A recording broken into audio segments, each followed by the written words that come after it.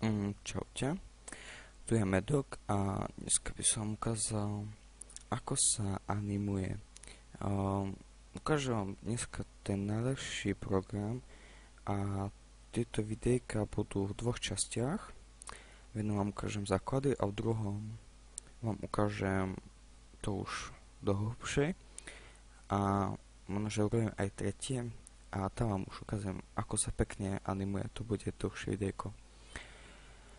Teraz vám ukážem nejakú takú krátku animáciu, ktorá zabera riadne veľa miesta, až 1,5 giga a má 6 sekúnd. Prekvapivo. No čo už, ale je to asi v tom najväčšom formáte, akom sa dalo. Tak už je si tých 6 sekúnd.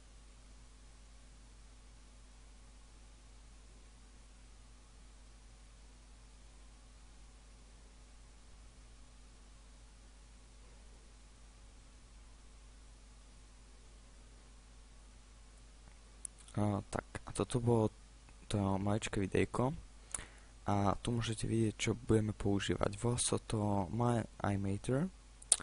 Neviem, či som to vyslovil správne, ale to je jedno. Tento program je úplne jednoduchý, nemá žiadne nejaké extra požiadavky, nepotrebuje nás dosať svoju životnosť veľa, je úplne jednoduchý. Základné rozhranie vidíte rovno pred sebou, nepotrebujete k tomu nič.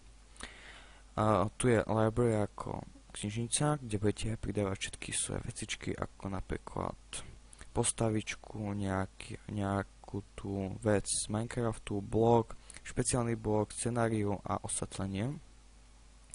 Ďalej máte tu instances, to sú kamery a pozadia a iné veci, ktoré tu budete pridávať, ako aj postavičky. Vlastne tie, ktoré tu pridáte, budú taktiež tu a vy si môžete bloknúť a odbloknúť. Backgrounds je pozadie, tu môžete pretáčať svetlom, ako napríklad tam je svetlo a už je tma. Vlastne to sú niečo ako hodinky, ktoré si môžete vynastavovať. Môžete si nastaviť aj vlastné pozadie, väčšinou to nevyužívam, nechám si Minecraftové pozadie, veď predsa animuje Minecraft. Ďalej si môžete nastaviť farbu oblohy, ako chcete, zelenú napríklad, ale ja vždycky nechám to. Ja som trošku z tej staršej verzie, nevyužívam nové veci. Ďalej máme ako použitie svetla, ktoré máte dole. Vidíte, že použije svetlo ako zo slnka a nie ako nejaké to doslova, že svetlo z projektorov, a to je jedno. Ďalej môžete si vybrať, aby vám ukazovalo tú plochu, na ktorej budeme vytvárať, napríklad keď máte scénu s pádom alebo s lietadlami, tak si vyškrtnete plochu, predsa ju nepotrebujete. Ďalej tu si môžete vyberať vlastnú plochu, ako použijete, a môžete si tu pridať aj nejaké iné. Napríklad môžete už použiť dnešný Minecraft, pretože teraz už je 1.7.10 a tieto ešte podporujú úplne staré 1.7.3 alebo nejako tak. Čiže vy si môžete aktualizovať, koľko chcete. Ďalej by sme prešli na timeline.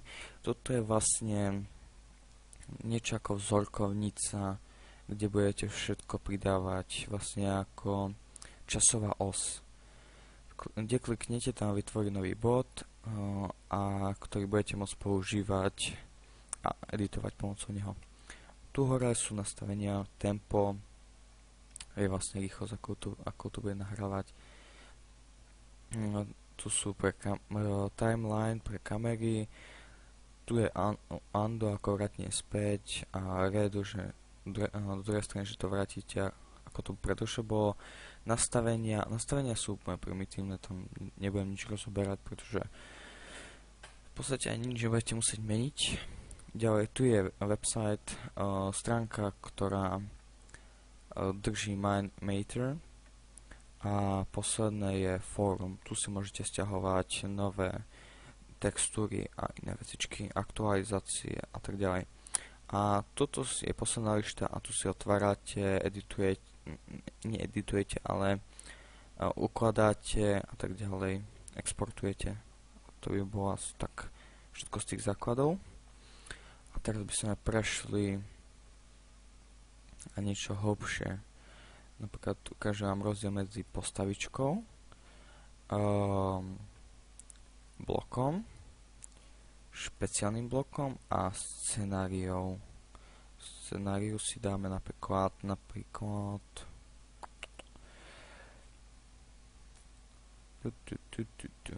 tree. Tak, teraz idem bližšie. A teraz vám ukážem rozdiel medzi všetkými týmito vecami. Tak, trošku dozadu. Pohyb počas animácie sa robí VASD, myškou a shiftom na spomalenie záberu. Napríklad, čo by ste chceli nejaký takto cinematický záber, tak by ste to urobili shiftom, aby ste sa tiahli. A to je jedno. Keď nedržíte VASD, ale iba myšku, tak pravým kliknutím pohybujete celou kamerou a zároveň VASD.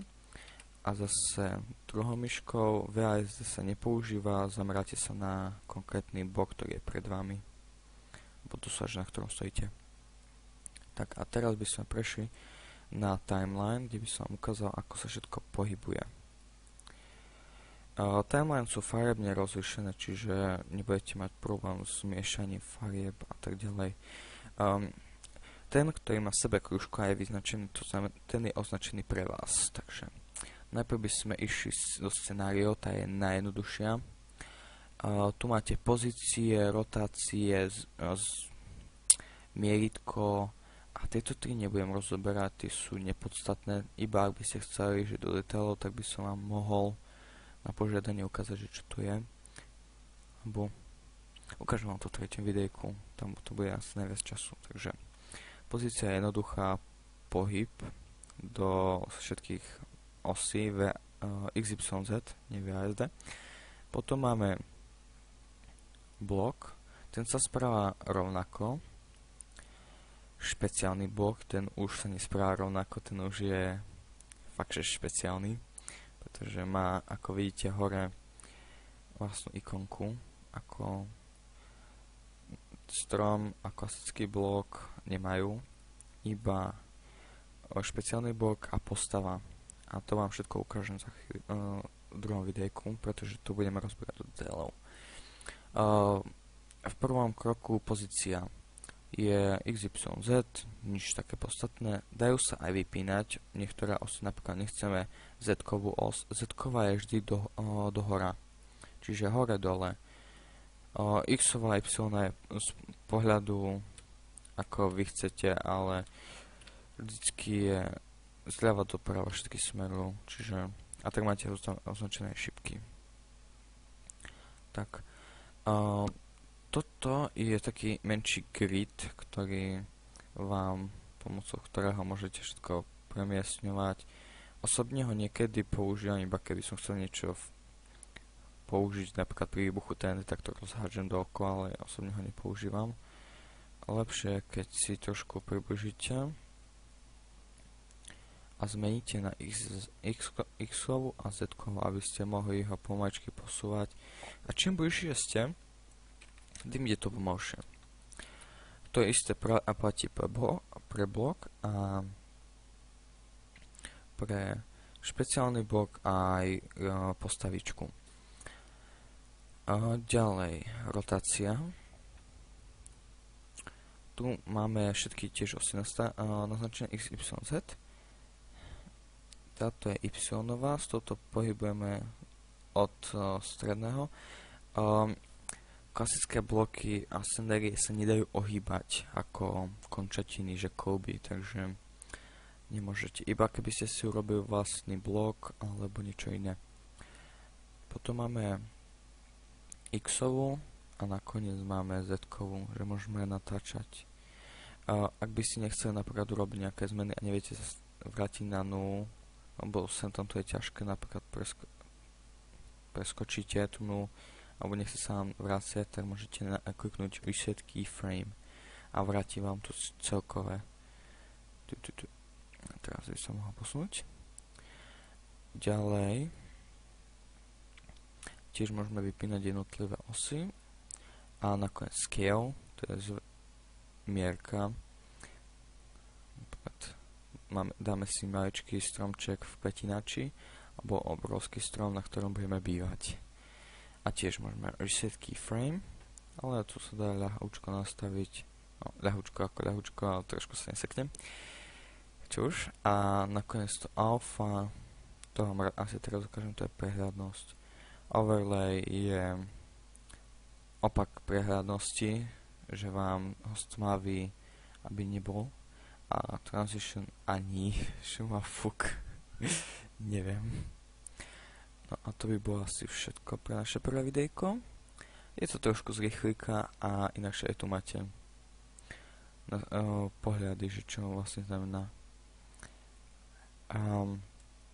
V ďalšom videjku vám ukážem špeciálne bloky a postavičky a nakoniec budeme trošku animovať jednoduché, krátke videjko, ktoré by nemalo byť problém.